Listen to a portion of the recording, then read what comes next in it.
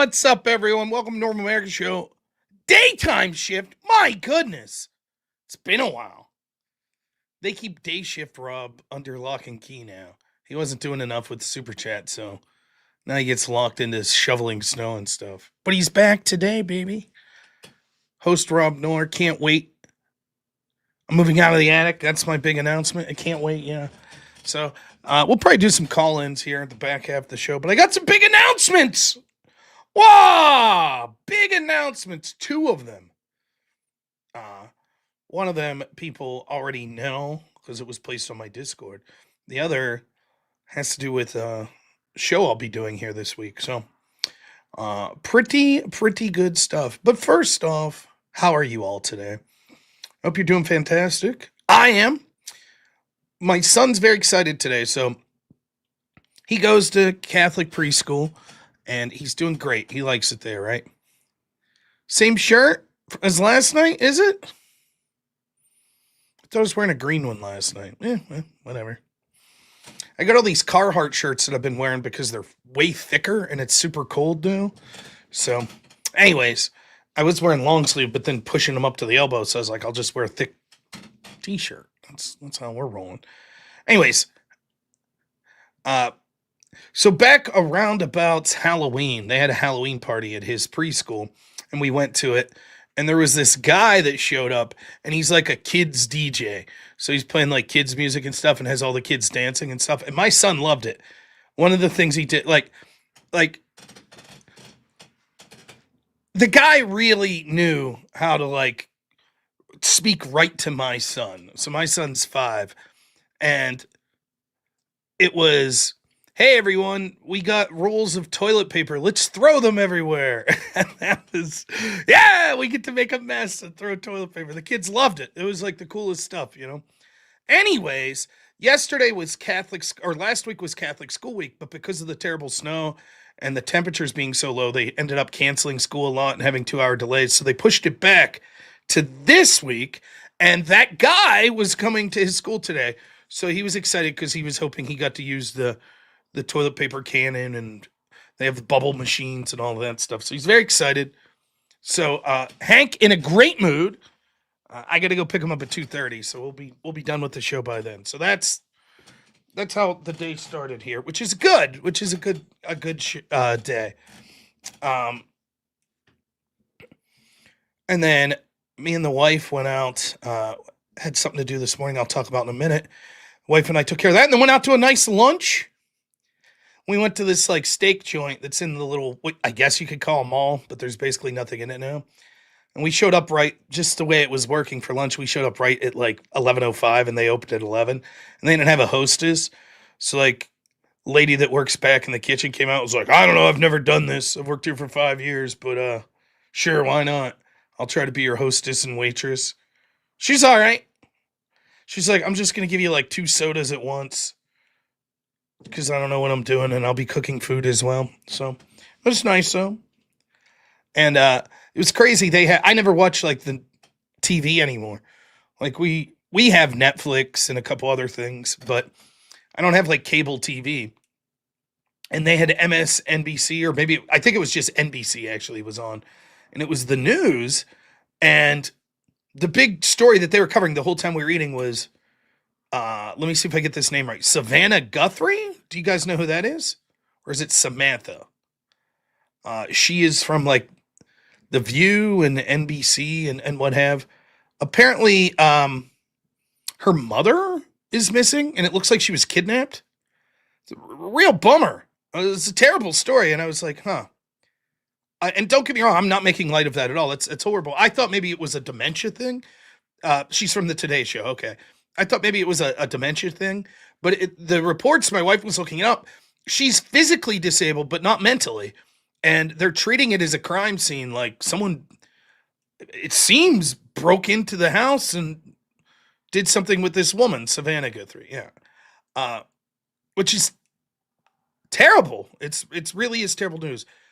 But I mean, given that we live in a, fascist state now, it's odd that made big news, right? I mean, isn't ICE just kidnapping people off the streets every day? Maybe it was ICE, that took her mother. All joking aside, though, I hope, prayers out for that. That's scary. I can only imagine. So prayers out to her mom. But I just thought it was weird because, it's like, well, the news is on. I expect them to just be ranting and raving about Trump and ICE and what a dystopian country we live in. And instead it was like a personal story. It also reminded me of a Norm Macdonald joke where he talks about missing persons on the news. It's a very funny bit if you've never seen it. Uh, Wendy's chili. There you go.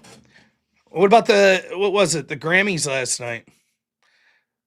Now listen, brace yourself. Are you ready? This is gonna blow your mind. You ready? It turns out at the Grammys, they were talking shit on Trump and on the country. No! A bunch of celebrities weighed in. Now things will change. Did I say Norm Macdonald? I meant McDonald. No! Finally, we're going to get this country in the right direction now that celebrities have spoken up. Right? Now we'll get to the bottom of it. I can't believe Billie Eilish has an opinion. I didn't miss any of the announcements yet, did I? No, not yet. Oh, God. I had everything up. I was like busting around the house. No announcements, no. Yeah. So we could talk about all that stuff later after I do the announcements here. But the Billie Eilish stuff, it's hilarious. No one's illegal on stolen land. And I've had this argument days gone by. I've told this story about this guy I knew. He was kind of a schmuck from my college days, weasel guy. And he gave me shit during the, Summer of Love, Black Lives Matter shit, and was like, oh, white privilege. We both have he's a white guy too. We have white privilege. All of our stuff's because we stole it from black people. I was like, how much of your stuff do you feel that you own that was directly because you stole it from black people? Probably 50%. I was like, okay, give it back. Well, right. So Billie Eilish, if we're on stolen land, then give it back. Give your shit back. Only fair, right? No one's stopping you. If you want, we could probably get a list together of some fucking Native Americans. Give the shit back, right? No, I won't go that far. These fucking people constantly.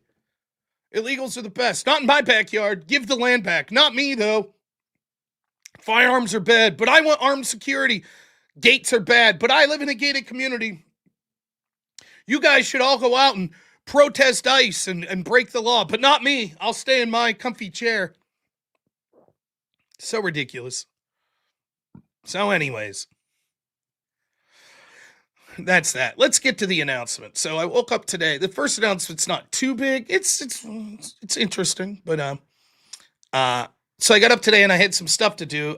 My good friend Avarice and a bunch of other people have been on me about a certain thing. So I finally got in touch with my merch guy and went down and got it all set up. And we are officially online, my friends. My merch shop is up. And it is robnoerr.shop.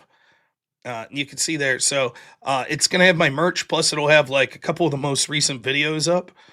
Some ways to contact me. So if you go to watch, you can see the most recent video. Ever's doing a good job. Look at that. It's not me. It's not me moving the mouse. Yeah. You see some of the most recent videos, a link to the YouTube, the shop page. So right now we just put the 3 pieces of merch that we already had up. As presented by yours truly. Yeah, look at that. T-shirt. I don't even have a T-shirt that I don't hat. Think. I have a hoodie and a hat. I stole this one from you, Rob. That's okay. So there you go. The prices will be listed. Now it does say, just so you know, it does say to allow 4 to 6 weeks to shipping. Most of the time it won't take that long. But the way he explained it to me, he's like, if we just get an order in for one shirt, it might take him a little time to not have a special shipping cost that would be crazy. There you see the about page. So, but all of this it's all set up so I won't have to deal with it. So it's not like I got a bunch of shirts sitting in my basement and then I'll sell them out to you. It'll literally be, you just go purchase what you want. It'll ask you to put in your info and everything and you'll pay right there. And then the shop will send that out to you. The plan is we're going to update that shop and add new items probably every 3 months or so. So, I will take input from people. The inputs coming in the secret avarice location in Discord. You can see that they've requested parkas. We have pink clothing. We have tube tops. We've got lots of requests. Now listen, I will take different requests, but I think that what we're likely to have next is cups. Would be next that are like engraved with the logo. Like you mean like the Crucible mug? It won't be a mug. I was thinking of doing like I don't have one up here. Like the tumbler? Oh, yes. Big cup. Oh, big cup. Okay. That'd be like a tumbler or a big cup, one or the other. But they do like laser engraving, so that was something. Well, I was thinking, can we get Brian Shapiro cabbie hats? That's not a bad idea. We'll get the old Gallagher hat with the fake wig behind it. Normal America official Brian Shapiro merch with the fake. Well, I was thinking, since we have there's always like that really high end item. So they got that like jean jacket over at the Crucible. I think we get the goose parkas because you're always in the snow. Like the really nice snow goose parkas. It's not a bad idea. So we'll be, and obviously like color changes and stuff like that. We'll be working on that. But we figured just get it online right now, see what the interest is. Hopefully there's interest, but there it is. And it was something that I definitely wanted up this week, given what my other announcement's going to be. Did we drop the links in chat? No, because I'm bad. So it's just, the link is just robnoerr.shop. Now, eventually what this will turn into is, it's going to host all of my videos. It's just the server space and all of that stuff is going to take more time and energy. And I thought it was important to get this out as Avarice. Like, you guys don't know, like, Avarice has personally threatened to kick my ass like 5 million times because I've been slacking on the merch. Not really. But seriously, it's something that, like, I got the merch, like, slapdash together before DebateCon. And ever since then, between me being lazy and then the guy I went through. By the way, this is a friend of mine from high school. That did this, and if you're ever looking for anything like that, website, a merch, stuff of that, I'll show you the website today. I asked him, because one of the things in this line of work, like talking politics, particularly conservative politics, you don't know if people want to be associated with you. You know what I mean? Some guy might be like, I don't know, my wife will leave me if she finds out that I'm like, so let me see. And if it looks like my shirt is too big, it's because I stole this from Rob. All right. That's right. Well, these and the sizes that you could purchase from now with the shirts and hoodies are more reasonable. So you could get, I think, anywhere from like a medium to a 4XL.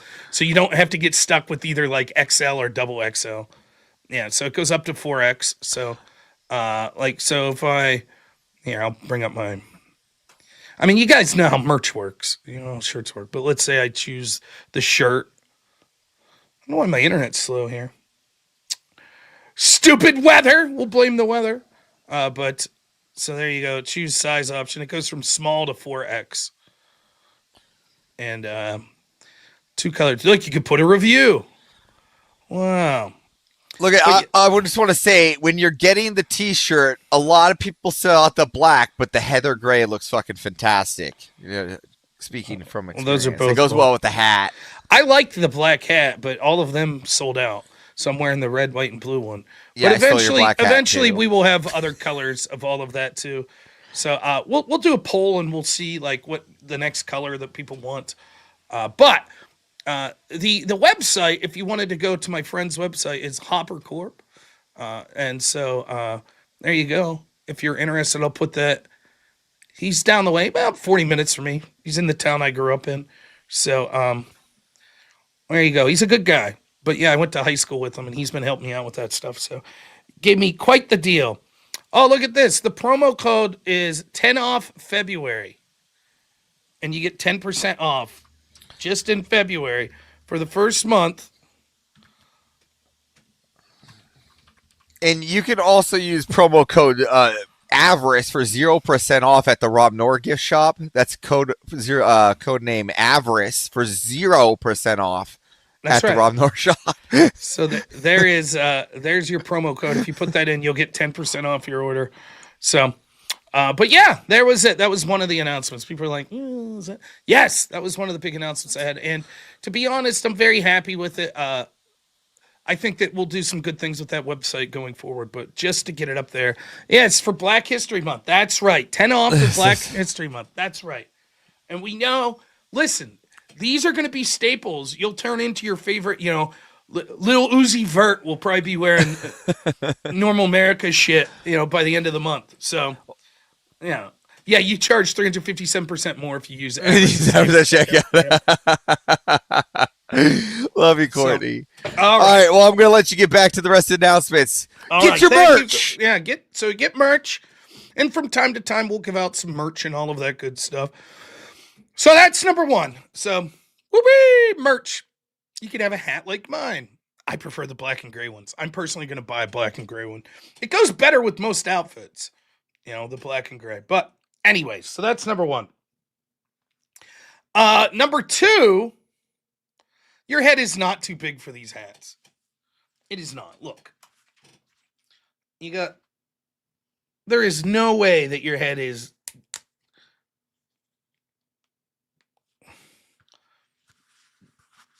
that big. No way. I don't know. Maybe, I guess. I don't know. But should be 3/5 off. Pretty funny. Yeah. Do you guys like that Little Uzi Vert? You like that name drop? I don't know one song that guy sings.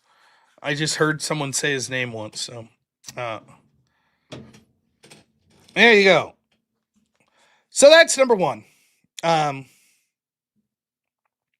Second announcement. I had said that I was going to do a big show this week, and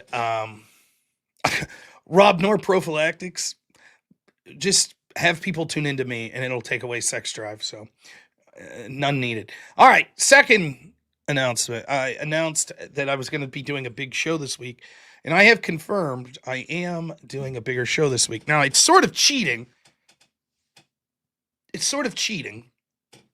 But I am doing a big show this week in person.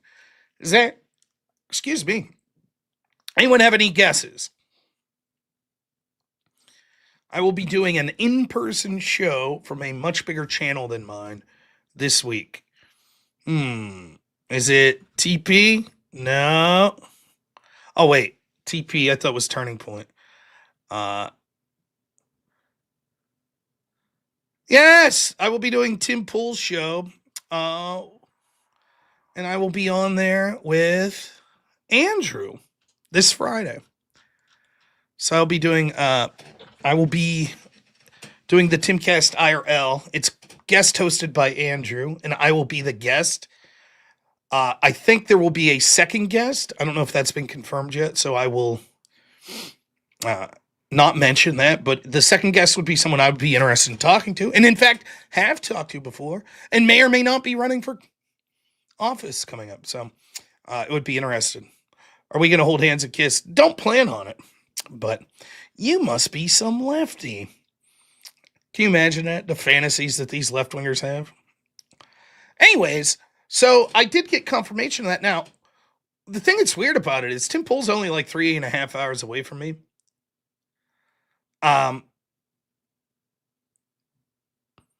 But the show is not going to be. It's going to be Friday. At least that's the invite they sent me. And it's actually in Florida. So I will be jet setting off to Florida. As will Andrew. And we're going to meet up there. And who knows? Maybe we're going to meet up with some other creators down there in the Florida region. So I think it's gonna be a good opportunity. And I'm looking forward to it. I've done Tim's show in the past. I don't know if they want me saying Tim's, it's a city, but Tim's house has been shot at and he's been doxxed and he's been swatted. So I don't know. But yeah, it's going to be in Florida. I don't know if they have a temporary studio there, if we're borrowing someone's studio or what.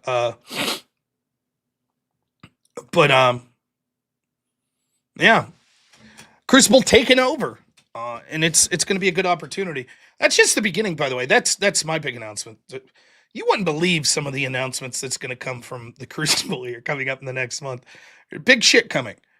And so I'm pleased to take my small part in that, but it's going to be a lot of fun. Obviously, it'll be easy for me with Andrew hosting. I think me and Andrew have a good back and forth. So, yeah, I think it's a good opportunity to show a different audience a little bit, Timcast, what Andrew's about and what I'm about. And I'm looking to take advantage of that. Should be good. Should be good. So, I'm looking forward to it. No, Dave Smith was not. I have no clue, but the guest that I was told that might be on with us is not Dave Smith. Um, but I'm very much looking forward to it, and I was very excited the first time I got to do Tim Pool's show. I'm very excited to do it again. I wish it was still in West Virginia because then I could drive as opposed to flying. It's not that I dislike flying that much. I just like being close to home. 3.5 hour drive's not bad. That's a day's drive, no problem. But yeah, it's gonna be Friday. So yeah, thanks, Sweet Tat. With guest Brian Shapiro, yeah. He's big time. Brian's big time, not like me, you know. He's super big time. Well, I usually don't get to see the color of the pilot. I'm just gonna trust the airlines. So, but yeah, big time Brian. Yeah, I don't know, but yeah, I'm very excited. So, I think that it will start to pick up for me a little more. It's been very good. And I can't thank you all enough, particularly those of you that have been with me for a long time. But I think that we're going to start growing as a community, and I'm going to start getting opportunities to go on bigger shows. There's a couple other things in the works. I think that one show I would like to get on next. One I won't say. There's one I really, really like, and I actually stand a very good shot of being on really soon. But I'm not going to mention that one. The one I think I would shine on is Piers Morgan.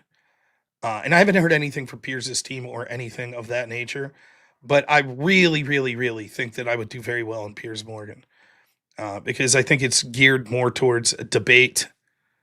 And yeah, it would just be the type of platform that I would be good on. I'm pregnant. That is finally the truth comes out. Why are you texting me? So that's what I'm shooting for, to get on there. And I think that I'll bet on myself. I think normally when I get an opportunity, I do very well. So I think the more opportunities I get, the more it'll compound. And thanks for the congrats, everyone. Look, if you're gonna make fun of me for being pregnant, at least send in some super chats, for the baby. It's the least you could do if you're gonna have fun at my expense. So yeah, pretty fun stuff. I hope that I do you all proud.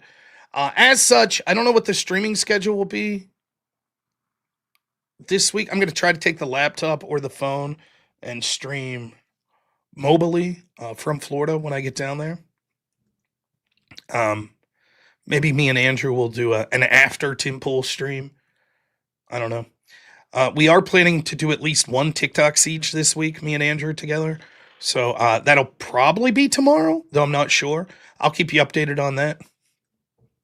So if you've missed out, what we're doing with the TikTok siege is instead of invading other people's TikTok space, we're doing them on Andrew's channel and allowing people to call in and argue with us.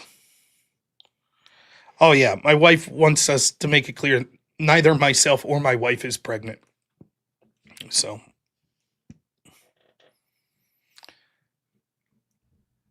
big announcement is the merch store is up and I'm doing Tim Pool's show Friday.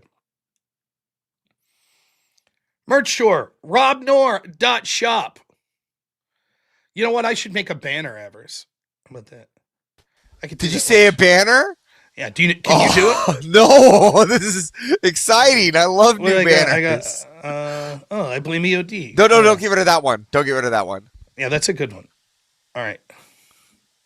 You should get rid of the one you don't let me use anymore. Well, we'll save them for what we were talking about. I don't have to get rid of any yet. Okay, because yeah. Here you go. That's the shop. Yeah, because you don't let me use this one anymore. Yeah, right. We don't do the chair show anymore. Oh. Right. Yeah. So the merch shop's up, and then real quick, I'll show one more time, and then we're gonna go on with the show.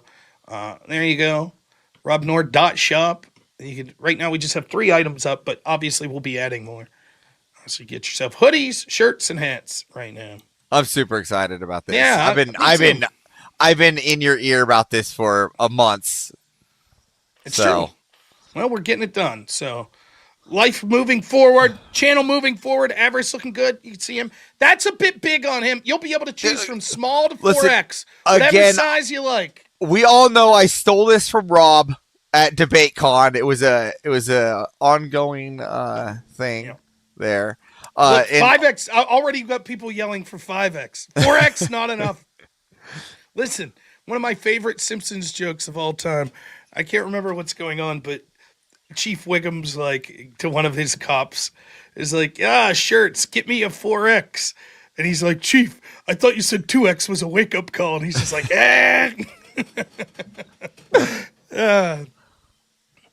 Crucible Shop's been down for months. Well, there you go.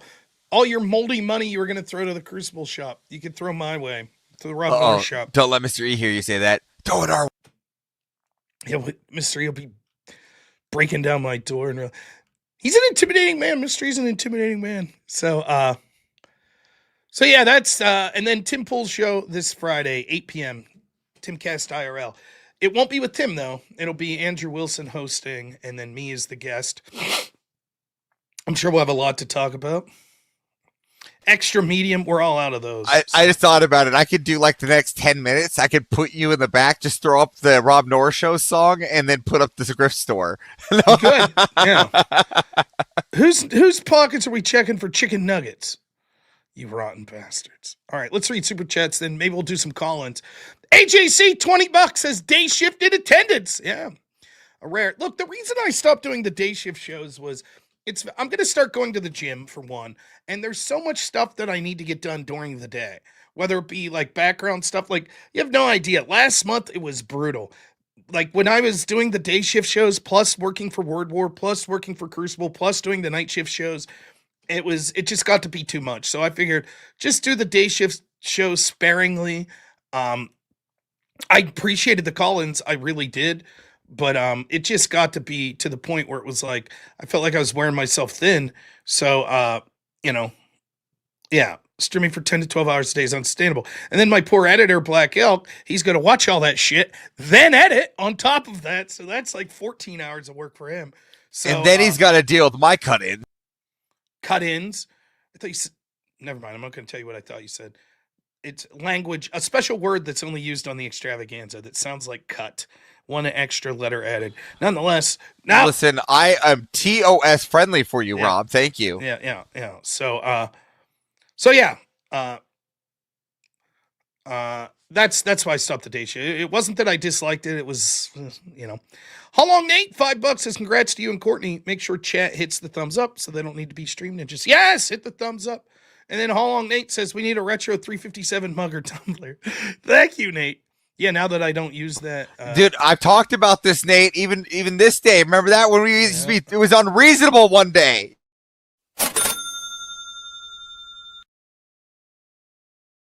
It's very proud. I'm so happy you hit that button. Yeah.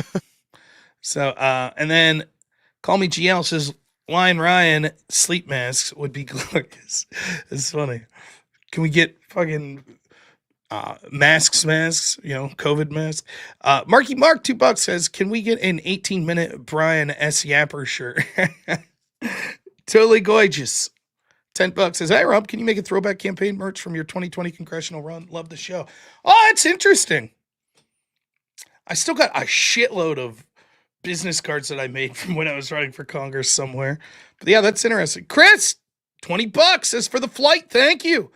John Smith, $5 says, dang it, Rob. I thought you were announcing another baby on the way. Such a disappointment. No. Totally gorgeous. Thanks for being a member.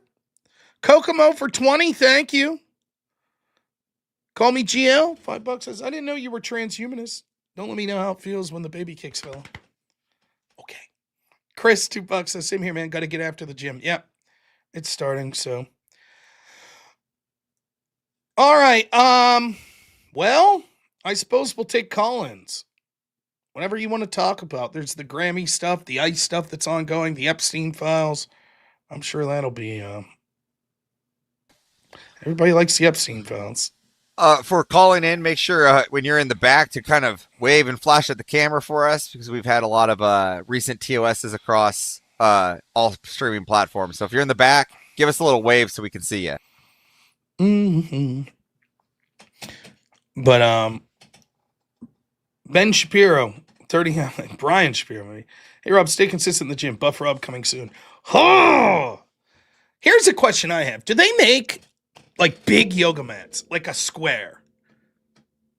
You know what I mean? Like as big as like a room rug. Because I got this spare room that's like the guest room in my house. But what I need is like just something that, so if you're rolling around on the ground and stuff, it's not super gross. But a regular yoga mat that's just like a rectangle doesn't do it for me. Yeah, they do. I'm going to have to look. So I'm going to do that, and then I'm going to try. They're called gymnastics mats. Okay. Just do Ozempic on it. Treadmill and recumbent bike. Mr. E's trying to get me. He's big on the rowing machine. He sent me a link to one that like folds up so you can just store it in the corner of your room and then fold it down. Just get a tapeworm, not a bad. Yeah, that's the plan. So I'm trying to get in shape a little better. I used to have a friend all the time. He'd say, round's a shape. And I was like, no, I don't think so. Round's a description of a shape, but itself is not a shape. It's not like circle, square, triangle, pentagon, round. No, that's not a shape. Get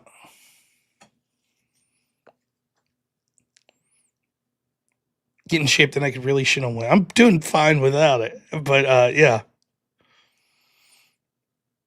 It's easier to not eat 100 calories than burn 100 calories. Fair enough. We do have a foam floor puzzle in the basement. So it's like foam squares, but then inside it, there's puzzles that go into it. So my son plays. Shake weights. I used to be a big shake weight proponent. So I did. I have been brushing up my shapes. You never know. Listen, this no prep debate.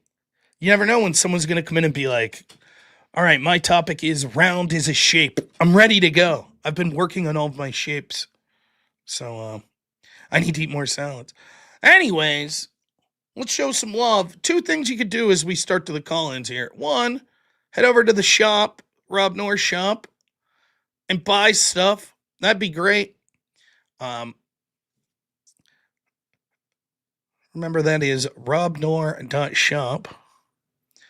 Over there, and then send some super chats in, and away we go. So, all right, we'll start with our guest Premonition, and we got Crisco next. The link should be pinned at the top if you want to call in. Anything that you want to talk about. I do have a hard out at 2:30. I gotta go pick up my son, so we'll stick around till then. But let's try our best. It's day shift. If we hit the normal 357 mark money-wise, I think that'd be pretty good. Beverage-wise, call me GL. I've been pretty good. I do drink some diet soda if I go out to eat, but other than that, I drink water, or once a day or twice a day I'll put this stuff in water, but it's supposedly sugar-free. I don't know. It says 15 calories. Total sugars, 0. I don't know. But I to be honest, one of the ways that I lost a decent amount of weight when I was working with the adults with autism, we really struggled to get the one gentleman off of soda, and he got really big into the flavored waters. Either you could buy them like flavored, or you could buy the like little stuff you squeeze in. And so I just, one of the things is when you work in a situation like that and you're there half the week, you sort of eat and drink what they do.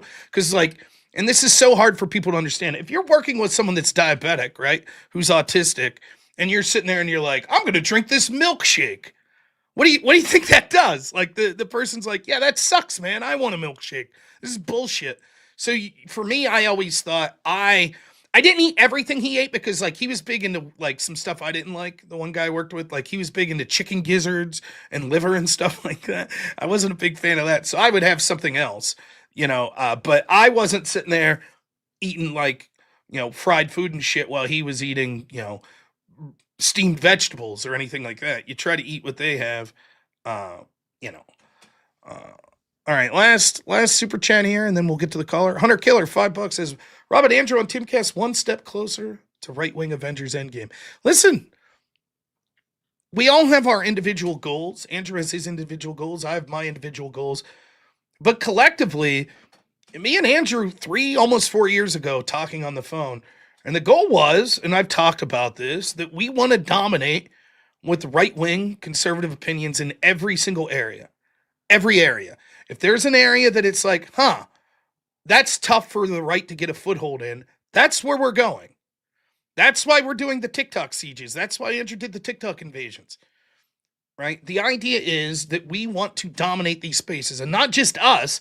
We want right wingers in general to dominate these spaces. So that's sort of the idea. We're not happy to just be like doing okay. We want our side to win. And the best part is, if you're a lefty and it's watching, guess what? That's okay, because you'll still do pretty well.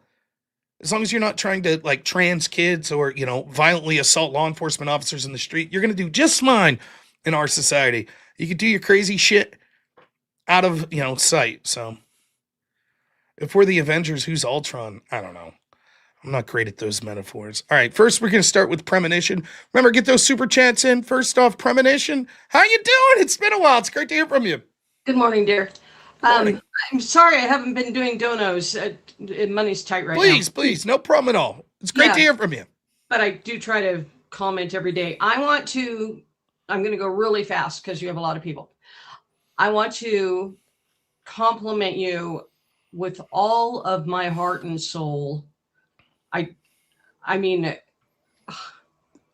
thank you. I really appreciate it. I do. I hope you can sense what I'm sending over. I am. We don't know each other, but I am so proud of you. Thank you. And Avarice, Avarice, like I said, Avarice popping in, he just brightens things and throws your mind off in another direction really quick, and then he pops out, and it's that is a really good combo between the two of you. Thank you. You, the debate, the blind debate thing is going to be a smash hit. You've only done it, what, twice? Yeah, pretty much, yeah. I watched both. They were fantastic. The spontaneity and your ability to just blow it out the top of your brain, I don't even know. You astonished me. So thank you. I'm trying to think, and I'm just going to type them when I can come. You guys are much smarter than me, but outside of the box, look at your numbers. Look at what your numbers are doing. Incredible. Thank you. Look what you did yesterday. Yeah. You got over 1,000 viewers. You almost got to 1,000. You're 1,000 mark. Not one step back. You keep on.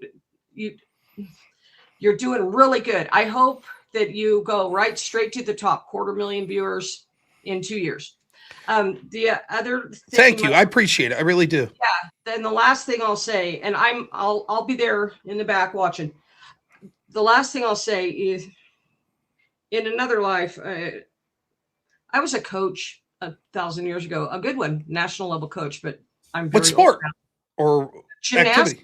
Oh, no kidding. That's awesome. I was a gymnast. You can't tell that now.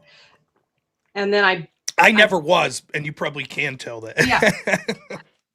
I was a national level gymnast, and then I became a national level coach, and then I got into bodybuilding. And so what I wanted to say to you, usually when people buy equipment of any kind, and I'm the same, they use it for a month if they're lucky, and then they never touch it again.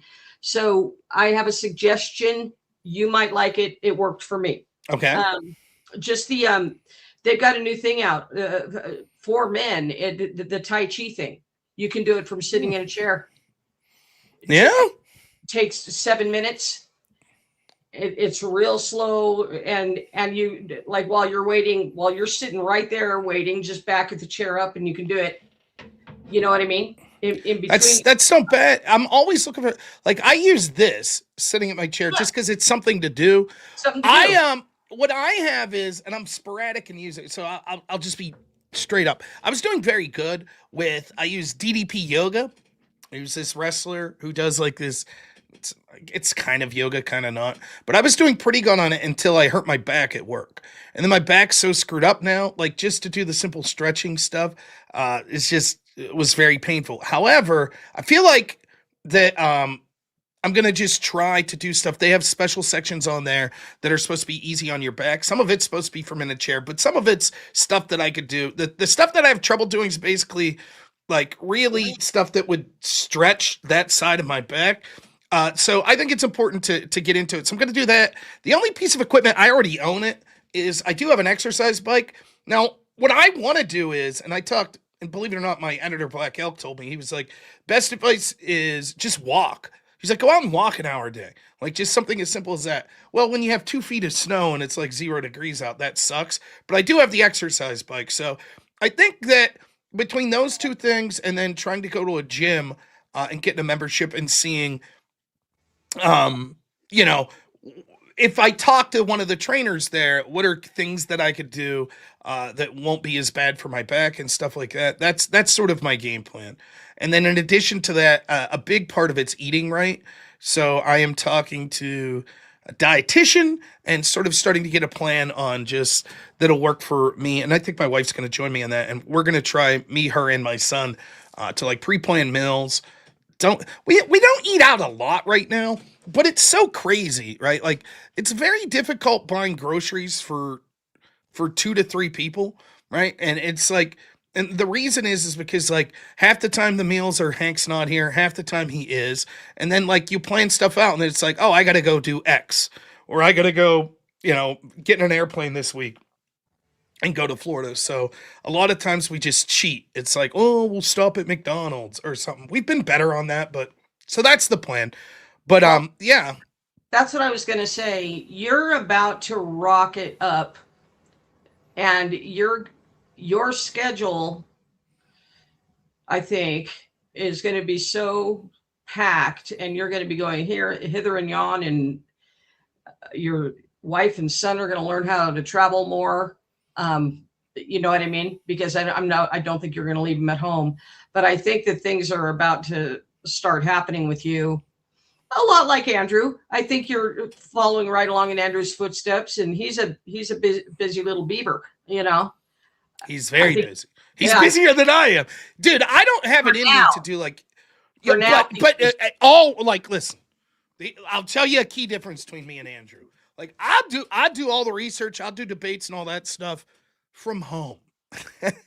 That's the difference. Andrew's still like, he enjoys it. Andrew gets excited. It's like, I'll be in Las Vegas today, and then in 2 days, I'll be in Miami. And I'm like, oh, shit. I have to get in an airplane. This sucks. Like, that's now, who knows? Maybe I'll get more used to it. But for me, it's like, I was super excited because I'm like, oh, Tim Pool, it's like 3.5 hours from me. I'll drive down there. No problem, And then they're like, nope, it's actually going to be in Florida. I was like, ah, shit. Got to get in an airplane, So, but yeah, I don't mind being busy. I don't, at least for now.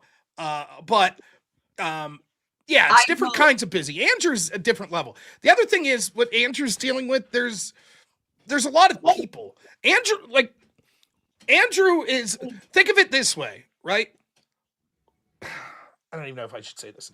I will say this though. You don't have to say anything. No. It's like this. Like let's say you were like, Rob, could you do like Charlie Kirk and go on college campuses and debate people? Yeah, I could do it to varying effects. I could do that.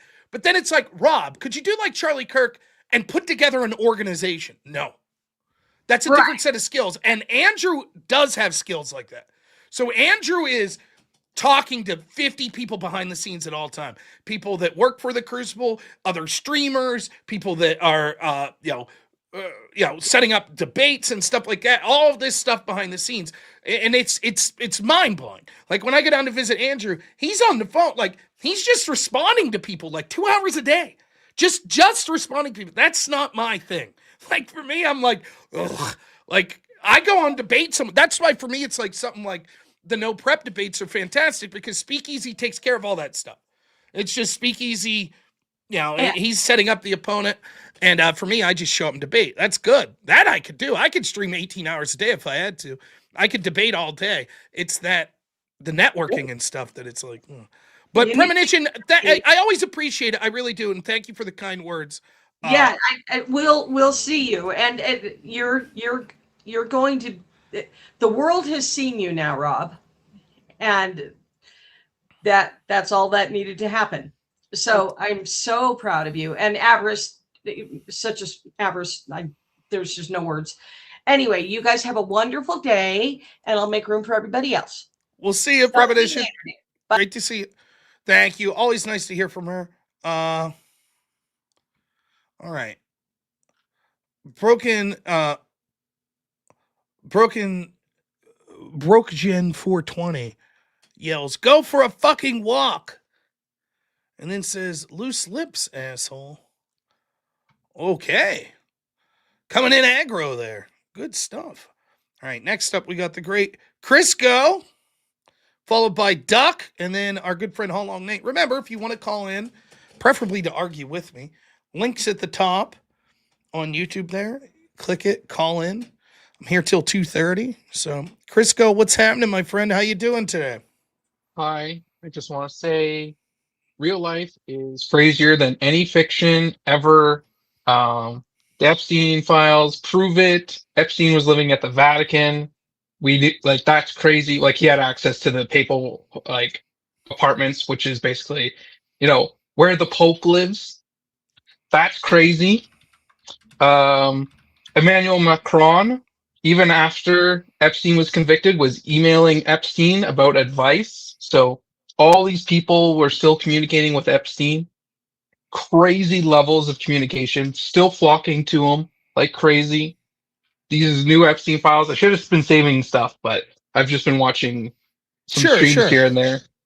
It's just the absolute, like when you see stuff like that, Epstein probably created a poll on 4chan. Epstein was on 4chan, knew the creator, talked with him. And then Ghislaine Maxwell was a super Redditor. So basically the mainstream communication boards on the internet were controlled by Ghislaine and Epstein. Just absolutely. Now let me push back. I'm not really pushing back, but her being a super Redditor, I haven't seen that. I haven't seen. So this was she was a mod on a Reddit board, or was involved with the company itself, or.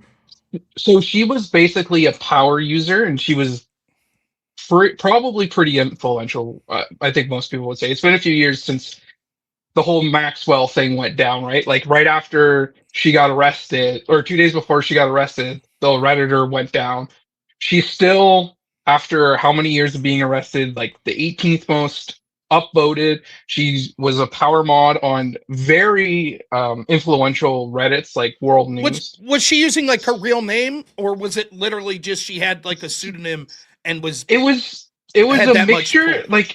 It was a mixture. She was using her last name, and it was Maxwell something, which was what the crazy thing, right? And no one put it together back then. There was theories about after she got arrested, that's when the theories came, because this power mod who's the most upvoted person in the history of Reddit just is gone right after, and they have the same names and stuff. So that's so weird. Was it, what type of stuff was she posting? Was it like, did it have a certain agenda to her, or was it just like all over the Uh, place? I don't remember what she was posting. It's been a while since I've looked at the Maxwell stuff, but like she was a moderator on like World News, which is one of the largest subreddits. So it Okay. has a Yeah. lot of influence. And that's where a lot of like doesn't matter what she posted too much, but what did matter was that she was able to curate what people could see, Right. right? And Gotcha. that's the key thing. So like she was a power moderator, power user on Reddit, influential, could like influence, up to millions of people. And then you had Jeffrey Reddit's Epstein. truly a cesspool. It really is. Go figure. Yeah. The I saw a little. Now people were trying to debunk the like staying at the Vatican thing with Epstein. I saw a little about this, so I didn't delve deep. But I trust. I saw Jay Dyer saying like, no, the debunking's sort of garbage. Now, what was the gist of it? It was basically an email from like his publicist that was basically saying like, yeah, back when Epstein was staying at the Vatican, that's sort of what the post was. It's something like that, but like I'll be honest, I was so tired last night watching Jay Dyer. I almost passed out watching the stream. But it's just oh my lanta. It's on my to do is to rewatch that stream. For me, Like and this is what I was saying last night. I'm as lazy as anyone. I'm so busy like thinking about this ICE stuff and all these riots and stuff. Um, with the Epstein files, some of the shit's just so obviously salacious and stupid. Oh, this person claims that a magic scimitar hacked their legs off, and like, what the fuck are you talking about? The things that are interesting is like the confirmed emails. Now, none of those yeah. emails are going to say, hey, this is me, Jeff, Epstein. What's up, Ghislaine? Remember yesterday when, us and person X, Y, and Z were savagely harming those little girls? Like, the emails aren't going to say that, but they could give you insight in sort of the relationships that Epstein had built. And, what you're seeing is, if we accept that Epstein's this like evil monster, which to be honest, I think he's a grotesque, terrible person, is some of what he's alleged to do maybe blown out of proportion? Maybe. I don't know. But we can all agree that he's a very bad man. And at a certain point, he was convicted of like shit with underagers. And so to see how much influence he continued to have with people in power after that, that's what I find most intriguing. Like, this guy is persona non grata, and basically nothing news gleaned about him from, say, 2011 till when he's arrested in, when was it, like 2018. And yet you see all of these prominent politicians and academics and world leaders that are like going out of their way to hang out with this dude and to seek advice from this dude.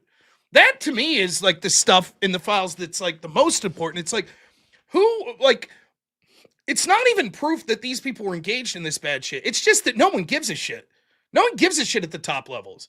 Like, oh, this dude's like, allegedly harms children. Who gives a shit? He has billions of dollars. He could help us win this campaign. Let's set up a dinner. And it's like, and that you see it. Like, I was reading this morning. I've read a little of it. What I was reading was about, I'm going to screw up the name, Ehud Barak. Am I getting that correct? It's Who probably was close enough. from Israel that was like involved in their intelligence, and like part of, I think it was a phone call they were released, is him basically like, let me tell you how to make a bunch of money, Barack, in the private sector. Leverage your connections. Do you know this guy Peter Thiel? And it's like, wow, is there anyone who's not fucking connected to this shit? Now, again, does that mean Peter Thiel or Barack or any of these other people were involved in like the shittiest behavior? No. But with Barack, he's been accused by Virginia Giuffre. Anyways, what it does show, though, is at a minimum, like, isn't that fucked up? It's like everybody's in these. Now there's like, apparently Zohran Mamdani's mom was like chums with Epstein. Yeah, Like, I think there's a picture. I think of New Year's Eve. They're outside. His mom's there. I think that's him in the black sweater out front. Like he's right. Epstein's literally right behind me. Hand maybe on his shoulder. I don't remember. I'd have to see the picture again. But like he's literally right there in that picture.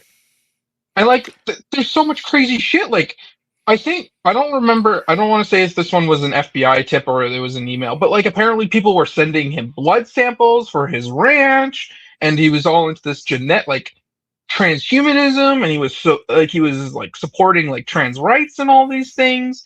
And it's like this dude is literally like, like Jay Dyer put it. He's like literally a Bond villain. It's the real life. Quantum of Solace is literally just Jeffrey Epstein.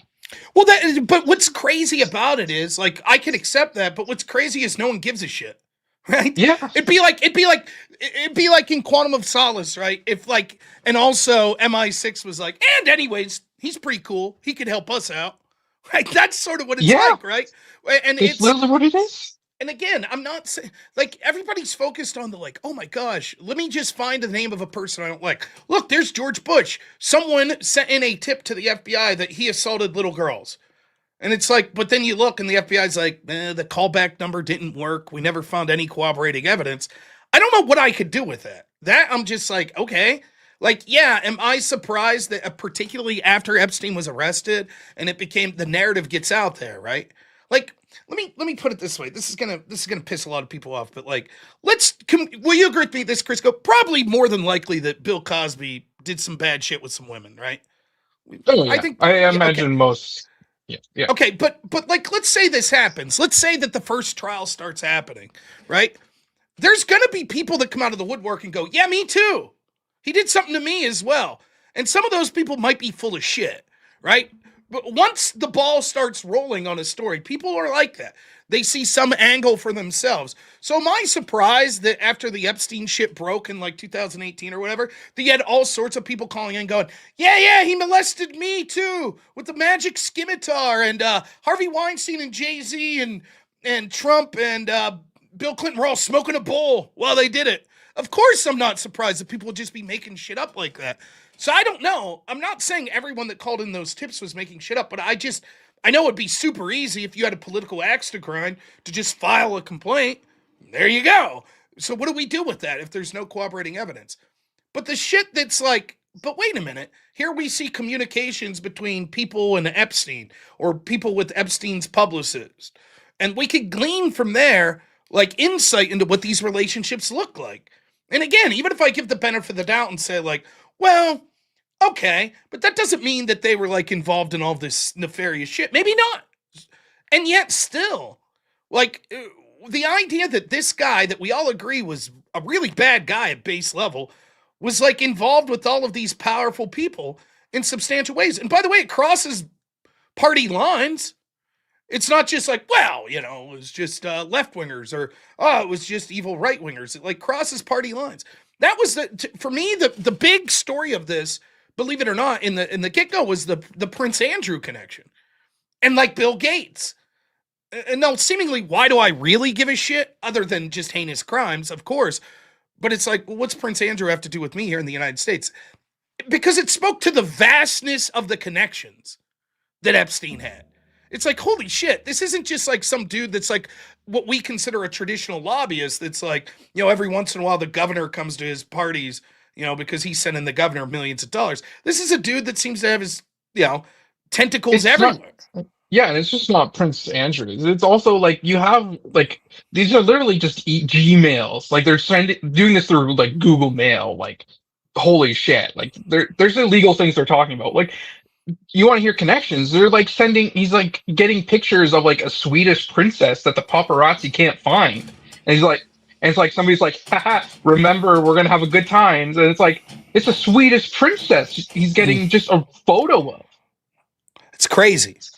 Listen, I got to ask you, this is completely off subject, but as a Canadian, right, I have to ask you, what do you think of the sort of gaining steam with the Albertan independence movement? Well, I'm very much, I'm a big. You don't live in big Alberta, correct? You don't have to. No. Okay. I'm a big conservative, like big C conservative. I'm very much a monarchist. I'm in favor of like total unity in Canada. Much more a federalist than, someone who's I'm just brain fried for more provincial. So I think it's outrageous. I understand why it's happening. I totally do. You have like the provinces in the east, so the Maritimes basically being leeches. You have Quebec who are cheating because in Canada we have what's called the equalization payments. Basically, like you have and have not provinces. Have not provinces get money basically from to have provinces, right? So all the provinces put money into a pool, and then money goes out to, so that they're like healthcare and like other services are more equal throughout. But anyways, so you have provinces like Quebec, for instance, that are like, nope, no pipelines. We're going to do everything in our power to make it so that it's harder for oil to be extracted. But a big part of Alberta's economy is oil. And because there's so much pushback, not just from Quebec, but from British Columbia. British Columbia is west, of Alberta, which is where, if they wanted to not do it to put pipelines, they'd probably go through BC.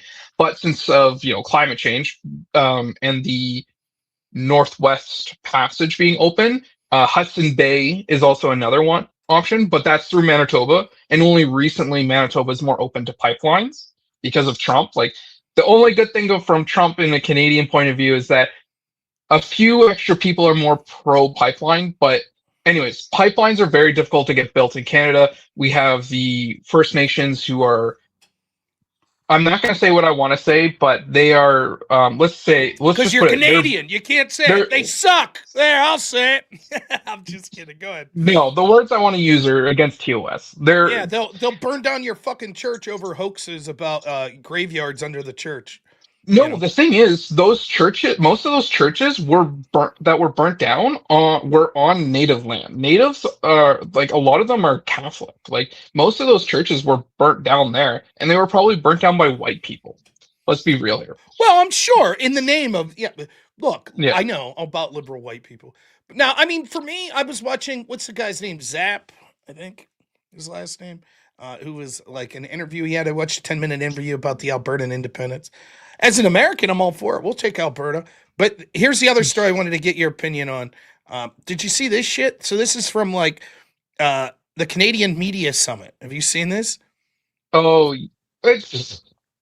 So, I don't need to watch it. I already know it. The media endorsing a liberal party is very, very, they don't have to say it. They openly but do they it. do, but they do say it. So for those that I are know. just tuning in, this is like Canada's version of like the White House press correspondence dinner, right? So all these members of the media get together and pat each other on the back in Canada, right? And so here you're going to hear what the media says about Mark Carney and his administration. This is the media that's supposed to hold truth to power, right? Here we go. The Prime Minister know that every person in this room and the 180,000 people who work in this industry have your back, just as we know that you have ours. Isn't that nice? Nothing like the media is saying, don't worry, we're going to go to bat for you because we know you'll go to bat for us. That's and you know why?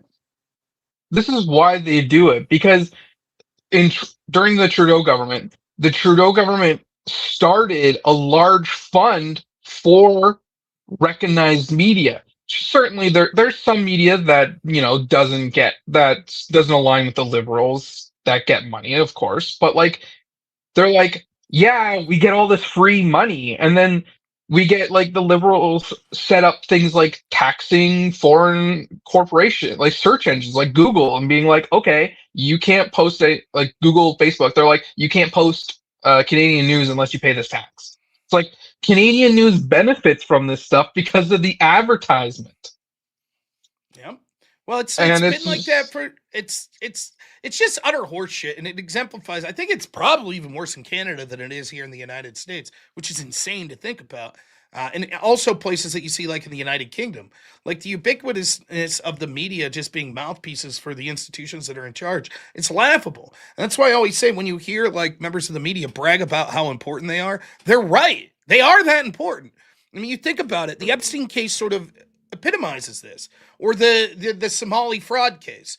The average person basically is going about their day-to-day life, and they don't have the resources nor the time or the know-how to investigate things, particularly when it's people in positions of power doing things. But we don't have that anymore for the media.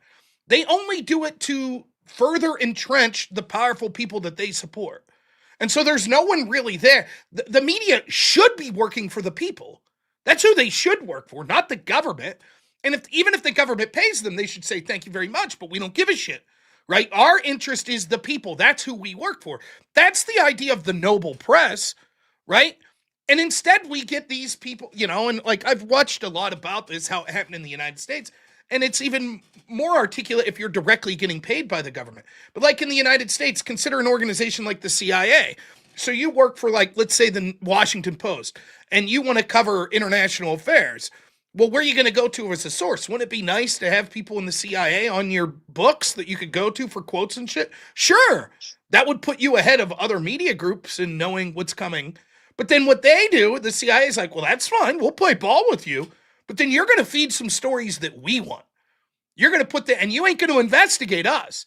You're not going to look at us with a critical lens. You're going to look at us like partners because we're enhancing your paper. We're enhancing your individual writer's notability. And so you scratch my back, I'll scratch yours. And the next thing you know, after decades of that is they're not adversarial. That's what I've always said. I think it goes too far with Trump, obviously. But the idea of having an adversarial press, I don't have a problem with it. My problem is the exact opposite tack they employ when it comes to politicians they like. They could uncover all of this shit about conservatives, about Trump, but they couldn't figure out that Joe Biden had cognitive decline. They couldn't see the mass Somali fraud and millions of other stories like that. And there's just no interest. We don't give a shit. How's that benefit our side? It doesn't. And the whole fact that they have a side is ludicrous. So when I saw that this morning, when I tuned in and saw the actual Canadian Media Summit saying, all of us here in this room have your back, Mr. Prime Minister, what a fucking joke. I mean, you might as well have a fucking propaganda sign taped to your forehead. Like, he literally just told you, we're going to support Carney no matter what, because he likes us and he pays us money. Who would trust that? I mean, if I came on here and I said, hey, Trump sends me money, so no matter what, I'm going to have Trump's back. And then 2 weeks from now, a story breaks that's critical of Trump, and I'm on here saying, actually, I think Trump's really good. Do you trust me? Do you trust that's my organic opinion? Or might it be, since I already promised, no matter what, I'll always have his back, and I'm getting paid money by him, that I'm just a propagandist, that I'm not a journalist whatsoever? And that's just little old me, Mr. Pundit, podcaster. Imagine claiming that you're a fucking member of the press and you have credentials and stuff, and you're basically announcing like, yeah, but we're all in on Team Carney. I wouldn't give a shit if they were all in on Team, how do you say his name? Polivier or whatever. What do I give a shit? You're worthless. Once you're admitting to me, we're just a mouthpiece for one side, we're a cheerleader for one side, then you've lost all utility. I don't give a fuck what you think anymore. And when you claim to be a member of the press, it makes it even more laughable. And like, I will say this, Canadian media is 100 times worse than American media. Like, not only do they they stat, like, even our conservative media for the most part, like, there's like one website I will like relatively trust just because I think they can at least, get some definitions of what like a Tory is, which is like Canadian conservatives. Just think of that. And like, what like the difference are between red and blue. It's like, okay, this is like the basics to talk to people in Canadian politics, but even the normal conservative boomer papers, they get it. They don't even talk properly about this kind of thing. They're just boomer neoconservatives. Like, this is how bad it is. The biggest voting bloc in Canada for the Liberal Party are boomers.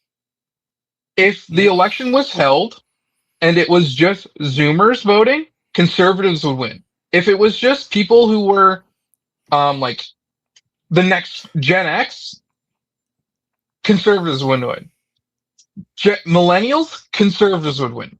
But because boomers are the biggest voting bloc, they win. And what do boomers do all day? They watch CBC, CTV, they watch that kind of crap. They don't read print newspapers. Everyone's like, oh, Canadian media is just all conservative newspapers. Because the written newspapers are generally the boomer neocon trash, right? Like, it's just Fox News level trash. It's like, who cares what these guys say? They're just trash. They're not conservative. They're closer to neocons or closer to libertarians, not conservative at all.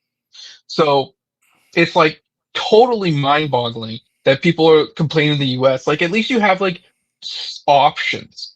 Like in Canada, like if you don't like if you don't like immigration, where do you go? Like you have to go to like I'm brain farting their name. They have the Dominion part. You have to go to like the Dominion party, which is like some obscure. I don't think it's party. It's like Dominion Club or something like that, where it's like it has you have a membership, and then you're like it's all about like Canadian, like a pro, more conservative, traditional conservative view, anti-immigration stuff like that. Like they're very pro re-immigration, right? Mm-hmm. And it's just the Canadian media. Like we have so many issues. Like we have in BC, I think it's BC. There's a town called Surrey, and basically it's overrun with Indians. Like I mean, from India, and they are literally just terrorizing their own community to the point where the mayor has to call like a state of national emergency because it is so bad with just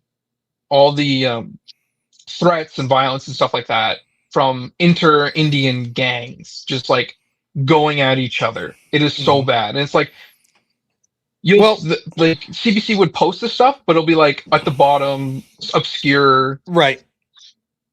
It's it's unreal. I understand what you're saying. I do have to get moving. I'd be happy to talk some more later, but I know you Canadians having a rough time with Carney and everything up there, but don't worry, it'll get better. Our Lord Savior, God Emperor Trump, he'll make everything better. Now it's he's made everything worse, literally worse. Not for Alberta. They're but what do you mean? America they're gonna leave. They're going to leave and join the United States, and then they're going to be great. All their problems will be solved. Just real quick on the Alberta you guys can oil. have Portland or some shit, The U.S. buys Alberta oil at a discount because we can't get pipelines basically to anywhere else. Right. That's how screwed up things are.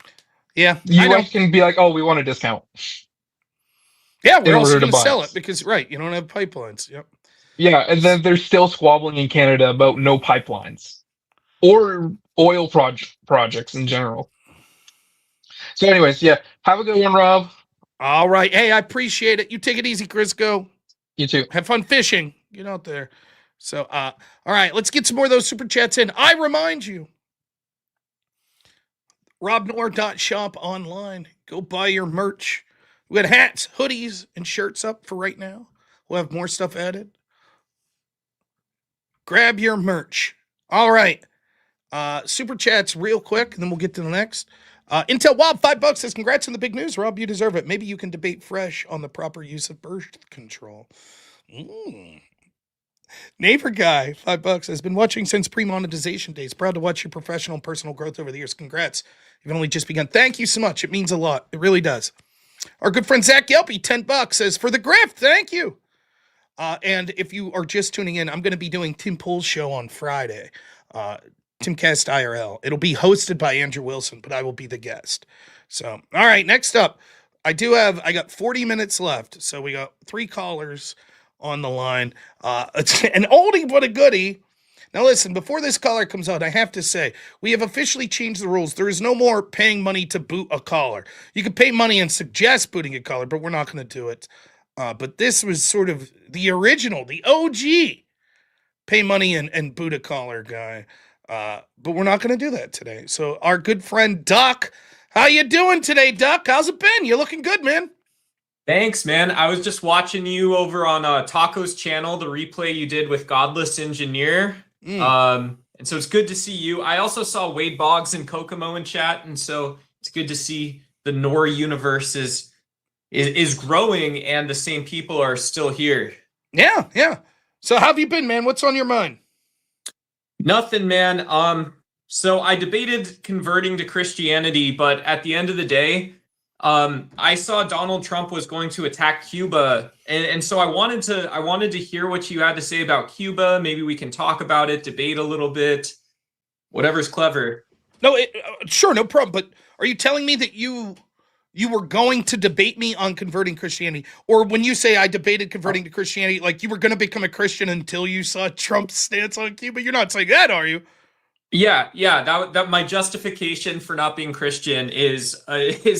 Donald Trump attacking Iran and in Cuba. I can't buy into it anymore. So you find Trump is like an official spokesman for Christianity? So your salvation is contingent No. upon what a president does? No, but if you are a representation of the faith of the living God, or the God of all things, then I would say in either case, it doesn't bode well for the fine people of faith. When you have a Christian nationalist president in the White House, and I think the Christian nationalists would disagree that he's a Christian nationalist. But I'll just say this: we can Did you talk see about the Cuba, faith and brunch? if you want to, what's that? Did you see he did a press conference from his faith brunch a couple weeks back? I don't know if you saw any of that. I don't think he's a. In what ways is Trump a Christian nationalist? Well, I think the fact that he's well, first of all, he let Charlie Kirk and rest in peace and Turning Point get him elected. And so to me, that makes him a Christian nationalist. Might as well, same thing. So wait a minute. So just to be clear, if tomorrow Turning Point says we're going to endorse Marco Rubio or we're going to endorse Kamala Harris, that also means they're by default Christian nationalists? Oh, I mean, if Kamala Harris came out and she said, I'm a Christian and I'm letting Turning Point USA and their army of pastors, an army of college campus, kind of smut rag apologists campaign for me, absolutely, I would disavow Kamala Harris at that point in time. Okay, well, if I could show you that like some churches that consider themselves satanic supported Kamala Harris, would you also say that she's a Satanist? That she's a Satanist nationalist? Okay, I think that's a gotcha question, but I would say my default answer would be I wouldn't believe personally that she is in fact a Satanist. But it wouldn't matter because if your standard is if people that you consider Christian nationalists support someone and they win, then they in fact are Christian nationalists. Why would that be untrue of like Islam or Judaism or Satanism or like if the Democratic Socialists of America endorse a president, does that mean they're socialist? You see what I mean? Because it's okay. So for me, it's more prone to information. So Ilhan Omar is not part of Al-Shabaab. She doesn't support terrorists, and she doesn't follow some like 3rd century, Islamic rule that you're allowed to marry family members, right? And so, like, I would think you're trying to slander Kamala. I mean, there's decent evidence she did marry a family member. No, there isn't. Sure, there is. The evidence isn't bad. I can't. What would I point to? What would I even point to say Ilhan Omar didn't marry her cousin? Well, or there's brother also or whatever. well, there's. I don't have the documents in front of me, but there's solid evidence that the people around her said when she married her first husband, it was done within like the Islamic Church and everything. The second husband, it was very quick. There are people that have been around her that have suggested that this person was actually her brother. There's some of the documents and stuff. I'm not saying that it's proven beyond a shadow of a doubt, but the evidence is if it turns out she did, would you then say she does endorse a religion that says that you could marry relatives? No. I mean, so in the non-existent reality that Ilhan Omar married her brother or cousin or something, she doesn't support like Muslim policies or like a hard form of pluralism in the Congress, right? It's totally separate. Okay, but then the question is, then what you're suggesting is that it's the actual policies and positions that are advocated for that makes us decide whether or not someone is a Muslim nationalist, a Christian nationalist, a Satan nationalist, etc. No, it's that all I would tell your audience, Rob, is that she wears hijab, right? That's the only thing I could say is, Ilhan Omar wears hijab when she does press conferences, when she's in Washington. But it seems that's all I know. It seems that you have a double standard on this. When it comes to someone like Ilhan Omar or anyone on the left, you're like, no. Even if these certain groups endorse them and get them elected, I don't claim that they're necessarily members of those groups or governing like that. But with Trump, it's the opposite. With the left, you say, well, I would base it on the policies that they institute, but not with Trump. So I'm asking you, like, how do you define Christian nationalism, and what policies has Trump put forth that suggest he is a Christian nationalist? Like, I guess I'll just say I reject your premise that Turning Point USA are Christian nationalism got Trump elected, therefore Trump's a Christian nationalist. I reject that premise in whole. Okay, so tell me the policies that you think. So the little thing that as a Democrat that I would expand out is that he attacked Muslims in Nigeria, he attacked, and then he said there was vengeance. He said for reasons of vengeance, he carried out like massive, many would say an overreaction against the Islamic State in Syria for what appeared to be like a lone gunman attack on U.S. troops in Syria. And so you're attacking people all of a sudden, and Was Obama a Christian you're hanging out with nationalist? Nicki Minaj. You got the WAP. Was you got the Obama a Christian WAP. nationalist? Was Biden? They attacked Syria? No, Biden didn't attack Syria like that. He didn't say, I'm going out for Christian blood, bro. That was thug-like, man. So just to be clear, Trump attacked Syria and said, we're out for Muslim blood. No, that's also not true, Rob. No, it is true that he attacked Syria and he said it was for vengeance. What else would I interpret that as? I think it would be for attacks. I think he's talking about ISIS, the Islamic States, and attacks that they've put on people. In fact, it seems to me that Assad, who Trump was against, was pro-Christian, and the new leader that's taken off, there were actual crucifixions of Christians taking place in the street. So the idea that Trump interfered in Syria, as did Biden, as did Obama, right? But Trump's motivation was different from Biden and Obama's. His motivation was to benefit Christians, so he helped depose Assad, who was protecting Christians, to put a more Muslim-friendly leader in. None of this is following. No, because yeah, I mean, Trump basically said with the Abraham Accords what he wanted to do. The only thing he wanted to do was say that Jews can make their own policy, Christians can make their own policy, Muslims can make their own policy. What, dude? Like Trump, it's in 2018 or 2019, whatever it was, no one thinks like that. I mean, I don't know what to say. I think you're confused. Like, you're talking about specific incidences that seem to disprove your own rationale. In fact, a lot of people that consider themselves Christian in this country are saying that Trump's too friendly with Israel, that he's a Zionist. And you're like, no, he's a Christian nationalist. And I'm like, well, what's your... First off, you make the absurd... He's not a Zionist, dude. Finish. First off, you make the absurd claim that you were going to convert to Christianity until you saw Trump's stance on Cuba? Which the level of insanity with that statement, I could go all day, right? I can't believe you would allow yourself to make a decision on your faith based on what some political leader did. And then when you're like, well, he's a Christian nationalist, and part of the reasons are like, because he was attacking Muslims in Syria, when almost the exact opposite seems to be the case. He took out a leader, or they helped take out a leader that was more Christian friendly. If anything, that's 180 disproving to your assertion. I don't think Trump's a Christian nationalist. I don't. If you have specific problems with his foreign policy stuff, fine. But I strongly suggest that you think about the idea of not proceeding with like what you believe the true God is or the true spirituality is because you've seen a person that is not a spokesman for that spirituality do actions you don't like. Well, I think Trump has... So it's not just his foreign policy, right? Like, if you look at Trump talk, he's so messianic that he's willing to accept help from people. So maybe he himself is too cultist, too tied to the Epstein docs to really separate it. But at the same time, let's break down Trump. If you listen to Trump talk, he's, quote, willing to take help from people, and that proves that you're a Christian nationalist. So anyone who is willing to take help from people is a Christian nationalist? Yeah, when that help isn't rational within your interest or doesn't align with your values, then it does make you a Christian nationalist. Makes you a lunatic. Okay, so just to be clear, let's say, would you say that China's values don't align with mine?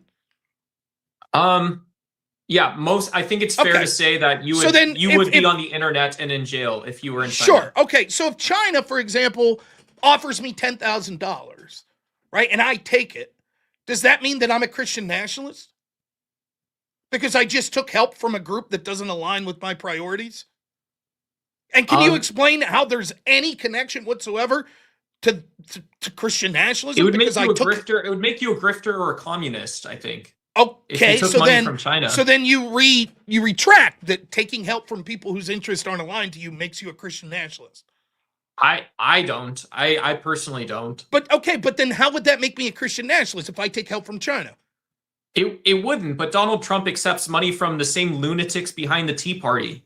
Okay, so then He'll your take help argument from is anybody. it's not taking help in general from people that don't align with you. It's taking help from groups that you consider Christian, is what you're saying. Nope. No, because a rational person would go sell the Trump Jesus bumper stickers and it would be a business, it would be a job. But that's not what it is, man. I don't think that's I don't what even that is. understand what you're saying, Doug. Sometimes when you talk, like I go down so far down these rabbit holes. Like, here's what happened. I'm willing to entertain people that want to say negative things, like even to the level of conspiracy, no problem. But it's like you'll be like, if A then B, if B then C, if C then D. That's how most people converse, and you're like, if A then X, but also Z minus okay. P. And I'm just like, what the fuck are you talking Very about? simple. There's no linear flow to what you're saying. Like, I gotta run and to- let me I try gotta to run steel man to- your position, right? If your position Okay, is, I think steel Trump's man. taking money from Christian nationalist groups, and therefore that makes him Christian nationalist. Okay, I disagree with you, but I at least understand the argument. But your argument's like, no, it's not that. If you take money from groups that aren't Christian and support from groups that aren't Christian, and I don't think that benefits your cause, you are also a Christian nationalist. And I don't understand that. I don't even understand like how to begin to address that, because I think everyone that's watching would be like, but there's no connection there. How does that make any sense whatsoever? Just like you're like, well, Trump bombing Syria or helping dispose Assad proves that he's a Christian nationalist when Assad was more of a support of Christians than the leader that came in. It doesn't follow. Like, it's not. It does. Because with Trump, it's not just like a social critique, right? If we go back to Make America Great Again and the country doesn't care about you, and it's always the same stuff.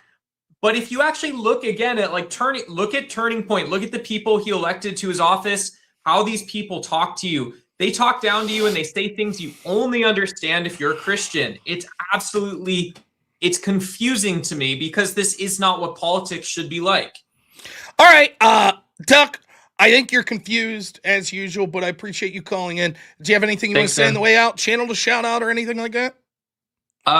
Yeah, Duck's Y is growing, but yeah, good to see the Noor audience. And who knows, maybe if there's reconciliation, I'll bump into you guys on either Taco's channel or Sarah Tomatoes as well. Okay, man. You take it easy. See ya. I hope everything's going well, man. Take it easy.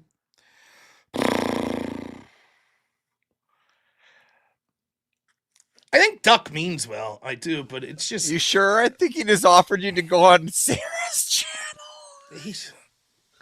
He's, you know, I'll never be able to get inside his brain. Like, I just don't understand how it works. Like, it's just a non-linear mode of thinking, you know? I had some stoner friends that were like that. That, like, you'd listen to them and you thought you missed, like, part of the conversation. Like, I'd have friends that would say shit like this, like, hey, man, did you see the Pirates, like, drafted this dude? And you'd be like, oh, yeah, that's pretty cool. Is he supposed to be good? And they'd be like, I don't know. I think Bill Clinton probably shouldn't run again. And you'd be like, wait, what? Did I miss something? Where was the connective tissue between comment 1 to comment 2? And you just, after living with living around these people for a while, you'd be like, all right, man. You're just like, there's no fucking digging into that. You're just like, okie dokie, you know. So you try your best with it. Call me GL. $2 says, Duck, what do you see libs? What do you libs see in the ceiling tiles? And then Tiffany, what's up? $5 says, he's saying, I can't be a Christian because they're bad people who need bad things in the world. That's the very reason you need Christianity. Yeah, I mean, I'm not a Muslim, right? And the reason I'm not a Muslim is because I don't think that faith is accurate, and I think the fruits of it are bad, etc., etc., etc. But imagine being like, I'm looking at Islam, and I'm like, yeah, this looks like the truth. Yep, I'm going to convert to Islam. And then all of a sudden it's like, well, Rob, did you know that, did you know that Dr. Dre is a Muslim? And did you hear his one lyric about how he treats women? And I'm like, oh, well, I'm out now. Now I'm out. Can't live with that. You know, it's like, what? What are you talking about? Give me the number to his dealer, someone says. Oh, okay. All right. Anyways, get those super chats in. And a reminder, head over to robnoerr.shop. New merch shop is up. Yay, merch. All right. Next caller. Our old friend, we got 20 minutes left, 3 callers online. Our old friend Miggy. Miggy, how you doing today, man? It's been a hot minute. Well, yeah, it has. A lot has happened so far. But I got Yeah. two stats for you guys. I Okay. got one that's put way later to weather. We just had a major windstorm off the East Coast. Record-breaking snowfall in North Carolina, in South Carolina, and even parts of Virginia, including record-breaking cold that stretched all the way down to Florida. Miami reached 35 degrees during Sunday morning, Monday morning. So it It's was pretty crazy. much one of the coldest times they had in 16 years. Yeah, for here it's been we've been about 20 something degrees below average every day. And it's crazy because the weather's so weird. It's weather's a good example of like this, like how you subjectively experience the world. Because like I'll look at news stories all the time and I'm like, huh, for example, we all lived through the pandemic and we saw the lockdowns and we saw how people treated people like shit that didn't want to take certain medications, etc. But now people act like it didn't happen. The very people that were the most authoritarian are like, what are you talking about? It didn't happen. But you remember being there, right?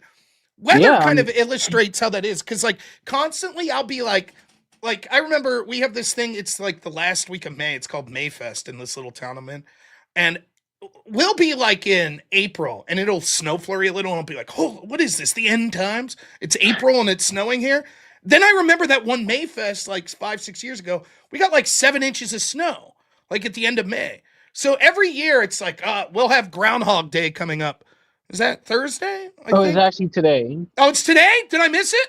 That's near Yeah, me. they I'm near said 6 weeks Punxsutawney. longer than more winter, which I Six don't, more weeks. Son of a which bitch. You know. I'm not really too sure because when I was looking at the temperature forecast from CPC, they're expecting way above average temperatures for the center part of the country. Of course, the East Coast is going to take a little more time for the cold to come out, but they're expecting above average, and it's going to be more of a pattern flip by the end of the month. Yeah. More, more of a warmer than average, probably more like start to early spring type, and then winter basically taking full force in the West Coast, which they actually have not been having a winter at all. uh, one of the geopolitical news channel I follow. He lives in Utah. No snow. They have been the driest time they actually had on record. Yeah, and so it's crazy. So like for me, it's like I get the like, oh, you forget that that happened, but every year when I'm in the snow, it's particularly once like February hits, I'm over it. Right? It's fucking done. It's enough snow. So it's like, oh, it's Groundhog Day. Let's get the fucking snow over. 1 or 2 more weeks of this shit. But no, it's like we got a good 2 to 3 months left. Like that's, but you always forget it every year. For me, I'll get into March and I'm like, what the fuck's it doing? It's still snowing? How is this possible? It's March. This is supposed to be springtime. What the hell's going on here? And I sort of see a lot of parallels to that, to sort of, how we view politics, where in the moment, subjectively, you're like, oh, yeah, this is the way it is now. And then you think back and you're like, oh, yeah, this is how shit was then, too. And I forgot, yeah, Yeah, I mean, I always say here, like, I was a big baseball fan. For me, like the beginning of April is a great thing, not just because baseball's starting, because at this point in the year, I forget that I don't live in like, the Arctic. And so once spring hits, it's like, oh, it's actually a beautiful place to live. But right now I got 2 feet of snow outside my door that I'm shoveling. So. yeah. This is why I'm always interested in weather and politics because it's very unpredictable. Oh, that you always get curveballs getting thrown at you all the time. And you just don't know. And I think that's what's the exciting part about it. To my own detriment at times.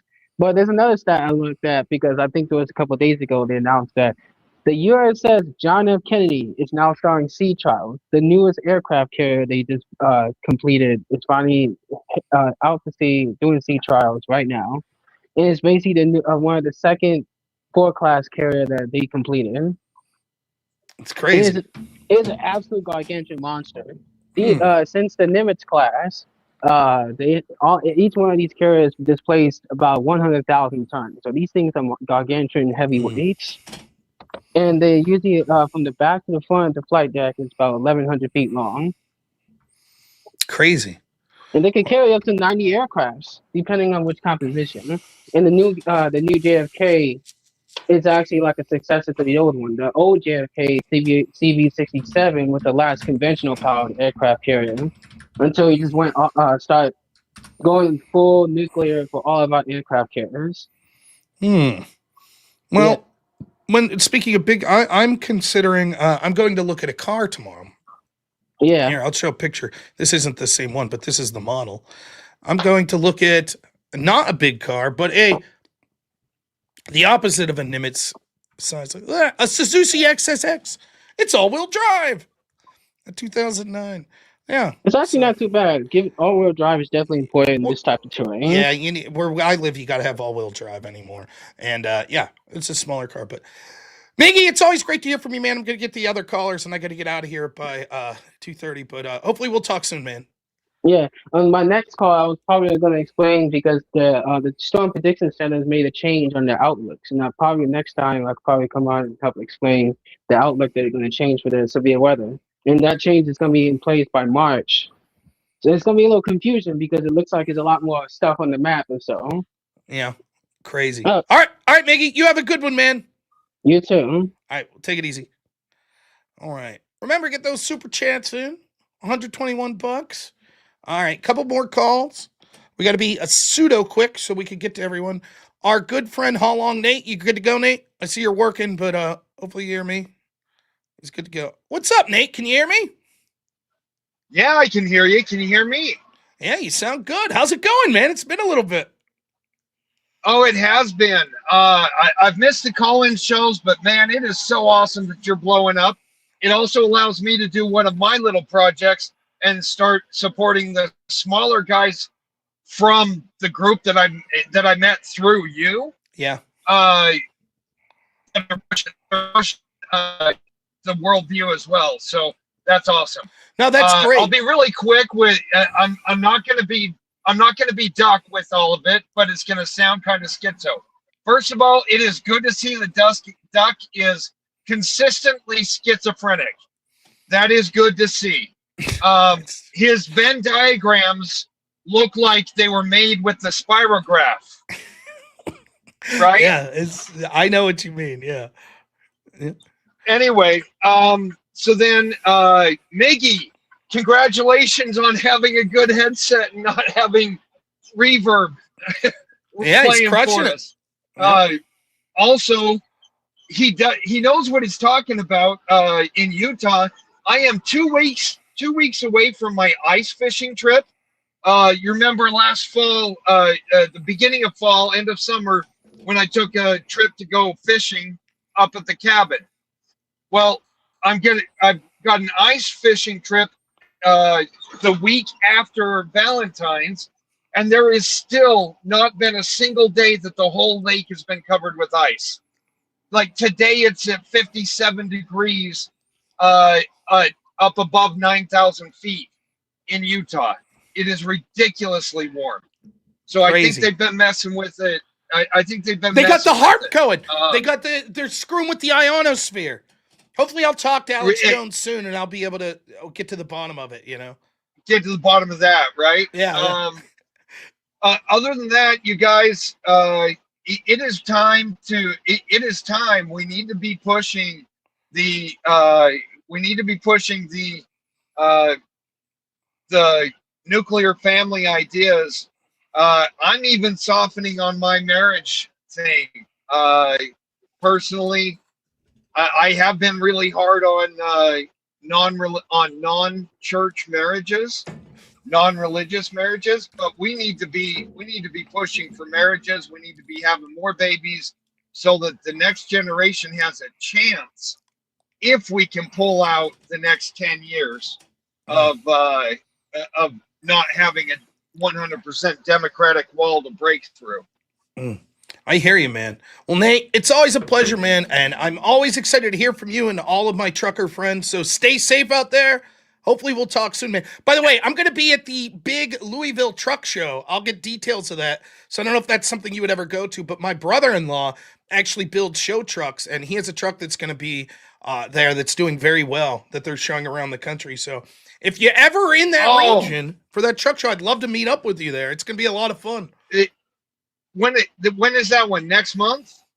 I think it's towards the end of March. I'll get the details and I'll let you know for sure. But yeah, it's a big show. It's one of the bigger ones. I do get run through Louisville every so often. I can request. I'll let you know. It'd be great. And my father-in-law will be there. He's a truck driver. His son's a truck driver. He'll be there. My wife will be there. So it's gonna be a lot of fun. Excellent. I would love to sit down and have a trucker chili burger with you guys and have a great day. It'd be great. All right, man. I'm gonna get to the rest of the calls. It's always a pleasure, man. You take it easy. See you guys. See ya. One of the things I'm so excited about on my channel is how many people watch me that are sort of the people I respect the most, that are doing like blue collar work every day, like Nate, our buddy Kurt that calls in while he's welding, our buddy Level 4 Lobster, who's a delivery driver that calls in. Like those guys to me, I think that's amazing, and I'm honored. That's one of the reasons I started this show, because the people I respect the most are these blue collar workers that I see every day of my life, and everybody treats them like shit in our national level discourse. So it's really amazing to see how many of those people call into my show and watch. FDNY, $20 says to piss off Brian Shapiro. Well, he's going to be chortling if we don't make it to at least 357 here. So we still got, basically $160 to go. Achilles Ware doing his part. $50 says, let's go, you scallywags.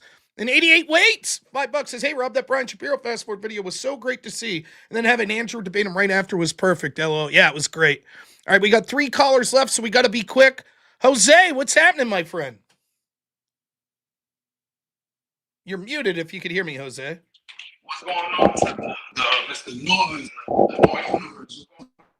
Big echo there, man. I can barely hear you. Oh, there you go. That sounds better. Can y'all hear me now? Yep. What's happening? I only have like awesome, 2-3 minutes. awesome. What's up? Yeah, I'll be real quick, man. Sure. Nah, just giving a shout out to the Noer, Mr. Noer, and the Noer universe. Hope everyone is good. I just had a take on, definitely. I just had a take on, the Grammys. I've been looking on the Twitter space here and there since I've been a bit more active there. I've been seeing stuff about Billie Eilish talking about they're living on stolen land. Bad Bunny talking about, ICE's ICE out or whatever. And it just hit me. It's like, hundreds of years ago, centuries ago, in the medieval ages, whatever, we had fools, entertainers of the court, entertainers for the throne. And I said to myself, what power do entertainers have over the general public? I forgot. I think it was who did that Grammy show. He was calling out all of the celebrities, saying, "Look, just come up here, get your award. Don't make politics." Ricky Gervais. Ricky Gervais. Thank you. Yes, Ricky Gervais. So it hit me. I was like, the entertainers that are doing this, you're just entertainers. You have no real, you have no real heavy voice to even give any type of insight on politics or what's going on in the country when you live lavishly and you live on stolen land. And my criticism is on stolen land, man. We manifest destiny. Come on. We didn't do what we did.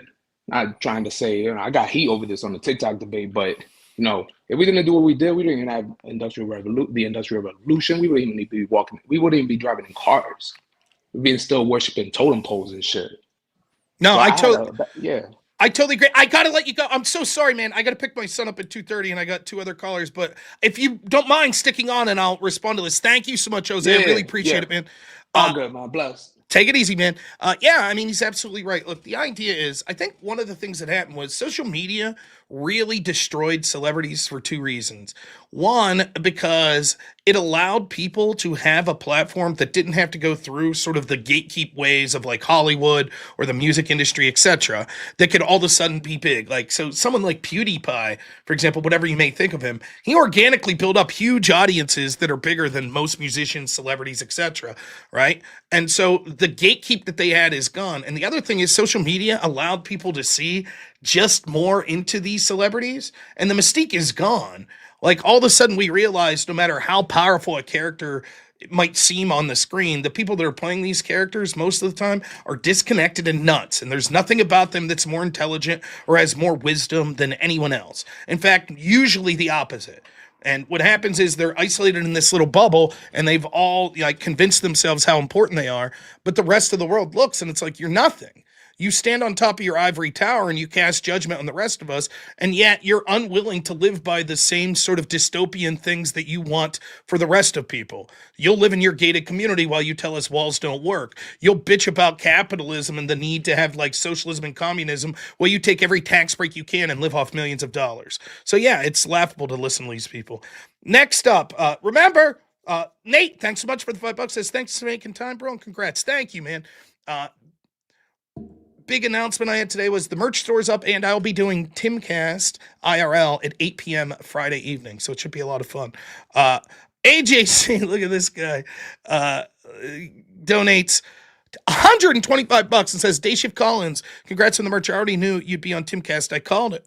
Have a good day, Rob. Owning a bread delivery route and working 14 hours most days makes me appreciate all of our hard blue-collar workers. God bless. Thank you, AJC, and that's exactly what I'm talking about. What a legend. Yeah, those sorts of people that donate and that watch the show that are blue-collar workers, man, it's really something else. And AJC, you're one of the most generous people on here, so I appreciate the support so much. Almost the $357. We could do it, folks. Next up, another good friend of the show, our good friend Marte. Marte, how you doing today? Good, man. Good. I won't be long. I'm just going to let you know I have a debate with Jake Varr against Pisco, believe it or not. Oh, yeah.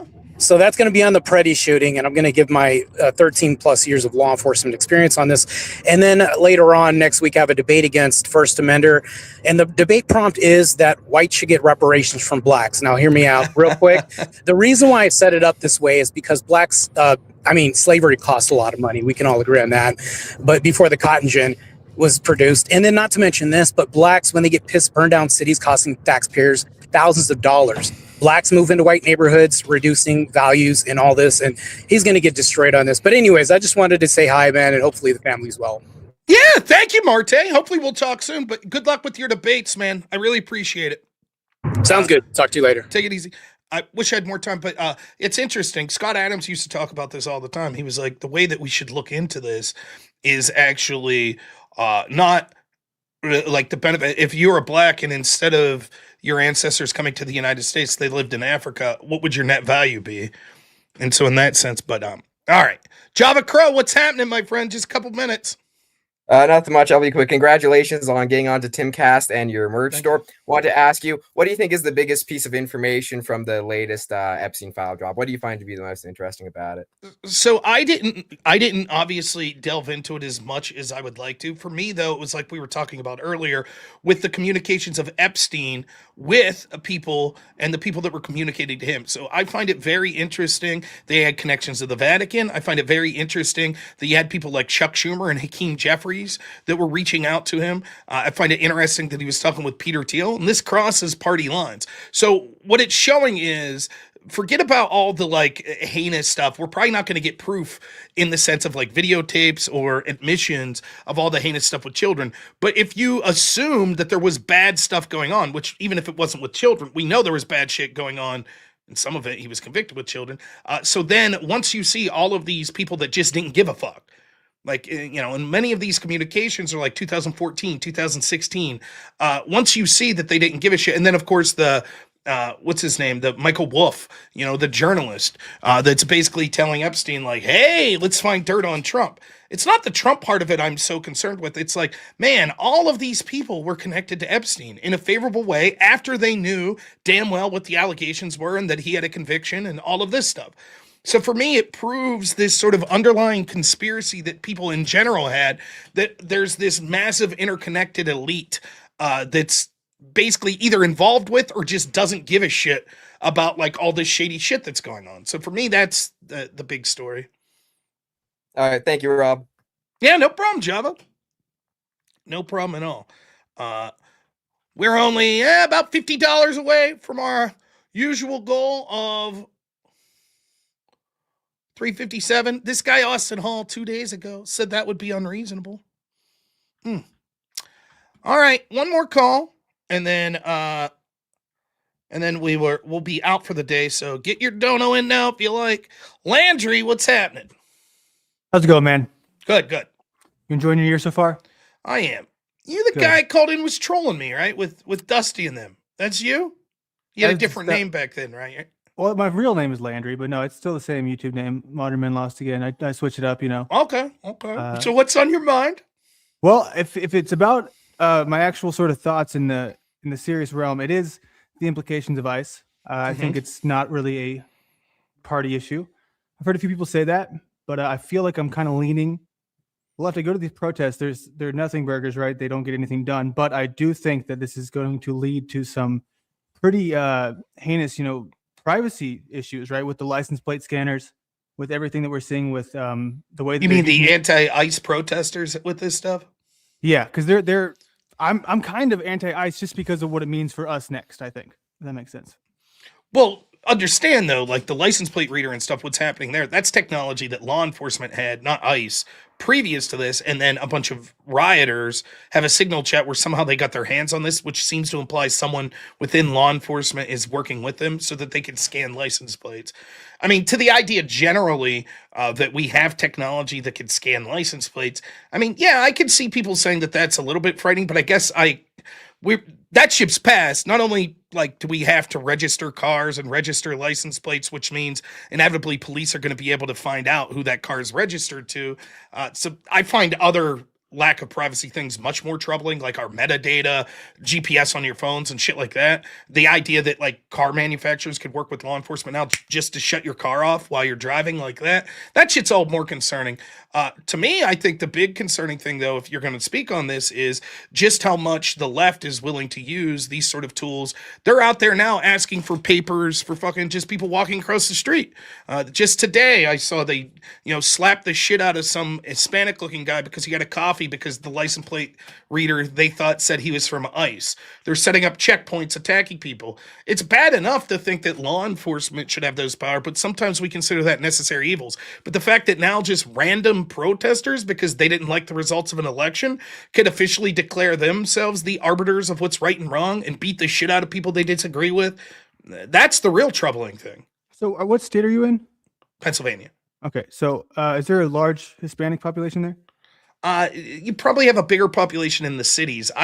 Pennsylvania, they call, right? You got on one end, you got Pittsburgh, right? And then on the other end, you have Philly, and everything in between they call like Pennsyltucky, right? So sort of like Kentucky. So where I live, there is not a large Hispanic. I only have like 30 more seconds. I got to go pick up my son, but go ahead. All right, we can touch on it at a later date. But the reason I brought that up is because here, Texas, it's 1/3, Hispanic, and it seems like I've heard people say that there's just all these people they brought in during the Biden administration. Those are the ones that they're going after.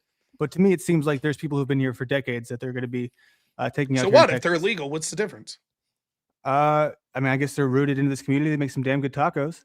It doesn't matter. The idea that our sovereignty should be left up for grabs and people don't have to listen to it if they make good food is ridiculous. I don't buy this. It's right up there with the whole diversity is our strength, just bullshit. And even if you feel that way, fine, then go vote.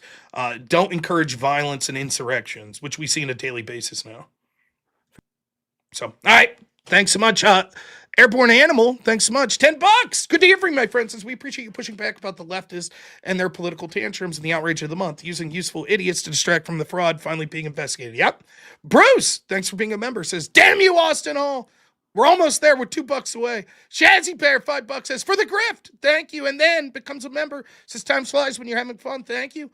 The Quality Leering Center sends $5 of our taxes back. Thank you. And Sam Slenderman, $2. And then gifts 5 memberships. Thank you so much. I got to get running. You guys have been great. So the big announcement, if you missed it, was the merch shop is up.